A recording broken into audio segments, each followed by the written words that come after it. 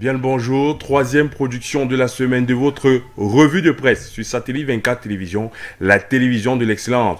Ouvrons notre revue de presse avec le journal Mutation. Le journal titre Dankole Daïsala, libre à perpétuité. L'ancien ministre d'État, membre du bureau des Sénats, est décédé hier matin à Yaoundé de suite de maladie à 79 ans.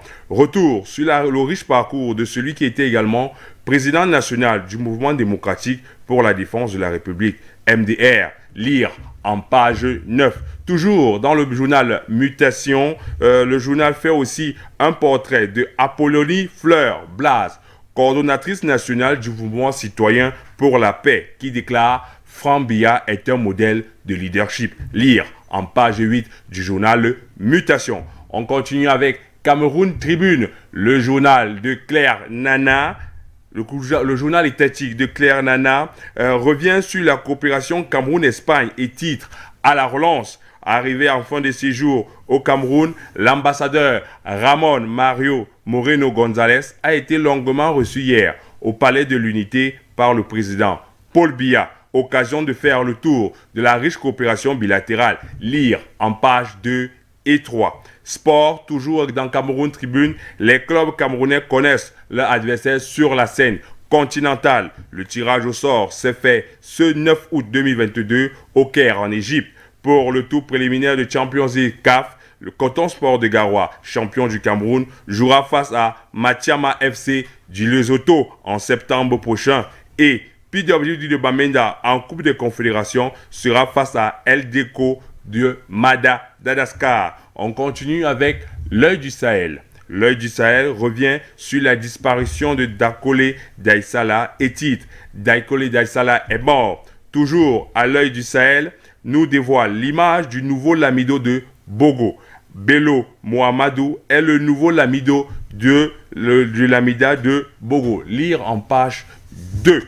Nous continuons avec Émergence. Le journal Émergence revient sur la dépréciation du franc CFA face au dollar et titre « La dette du Cameroun s'envole ». Lire en page 5.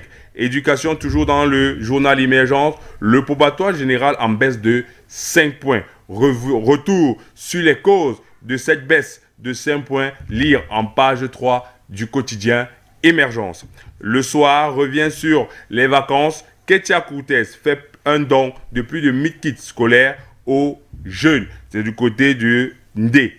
On continue avec Voix des jeunes. Le journal fait le portrait du dénommé président Darolé. De son vrai nom, Keta Garaban Darolé Armand, l'homme d'affaires camerounais basé au Mexique, multiplie les initiatives en faveur des orphelins et des jeunes défavorisés dans notre cher et beau pays, le Cameroun. Lire en page 2 et 3. Nous continuons comme ceci avec Expression politique.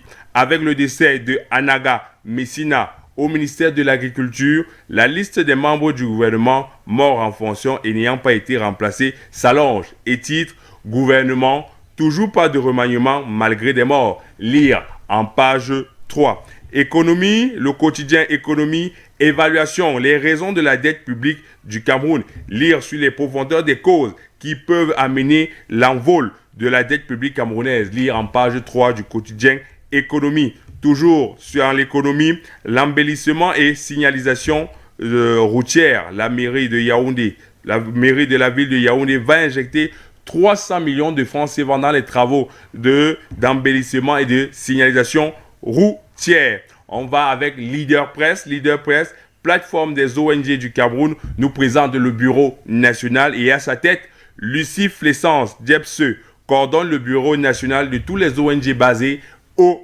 Cameroun. Résidence Ambassa, toujours dans Leader Press, résidence Ambassa Étienne et Thérèse. Cet appartement meublé a été inauguré ce 6 août 2022 par Bleu Régine Tchungi, maire de la commune de Ngomedjap, construite par Elisabeth Ambassa, ressortissante de l'arrondissement de Ngomedjap. On continue avec Château Hebdo qui nous annonce que Dieu de d'or Kamdem, innocenté et blanchi pour la deuxième fois par la justice ivoirienne. Lire en page 5 et 8, de 5 à 8.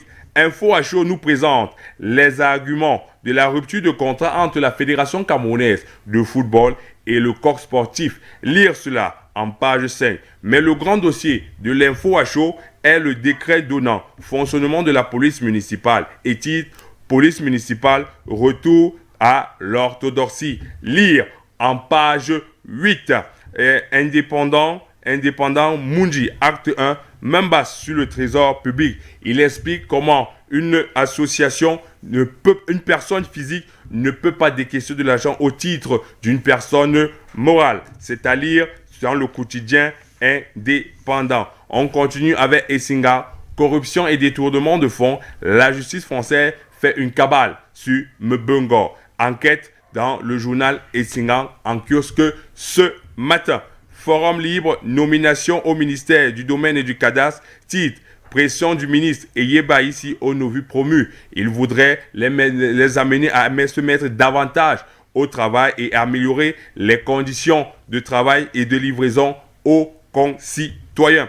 Réalité plus présente, le nouveau gouvernement après le décès de 3 hauts cadres et présente l'ombre d'un remaniement ministériel à la tête de ce gouvernement. Stop et fin de cette revue de presse sur Satellite 24. Je vous donne rendez-vous demain lorsqu'il sera 8 h.